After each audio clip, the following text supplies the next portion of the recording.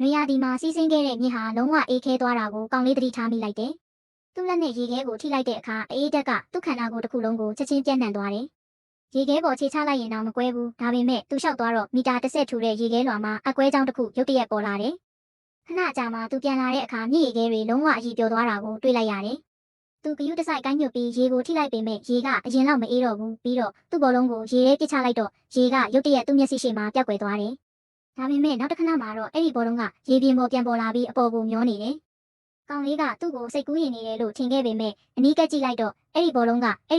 ဖြစ်နေတယ်။ဒါကိုမြင်တော့သူချက်ချင်းထွက်သွားတော့တယ်။အဲ့ဒီအချိန်မှာပဲသူ့နောက်ကနေရင်းနှီးတဲ့အတန်တစ်ခုထွက်လာတယ်။အေးဆက်ဆက်ခံစားရပြီးသူလှည့်ကြည့်လိုက်တော့စီးဆင်းနေတဲ့အိမ်မက်ကလုံးဝအေးခဲသွားတာကိုတွေ့လိုက်ရတယ်။ကောင်လေးကအဲ့ဒီမှာဆက်မနေချင်တော့ဘူး။သူဟာတောအုပ်ထဲကနေရှောက်လာပြီးသူ့အမေနဲ့အတူရှိနေတဲ့နေရာကိုရောက်သွားတယ်။အဲ့ဒီမှာသူတခါမှမမြင်ဘူးတဲ့အေယာမက်လေရင်ကြီးတစ်စင်းပြန်တန်းနေတာကိုသူမြင်လိုက်ရတယ်။ဒါပေမဲ့သူ့အမေသူ့ရှေ့မှာပေါ်လာတဲ့အခါသူလုံးဝအံ့အားသင့်သွားတယ်။သူ့အပြင်မှာတနားရီလောက်ပဲရှိသေးပေမဲ့သူ့အမေကအနှစ်20ကြာသွားသလိုပါပဲ။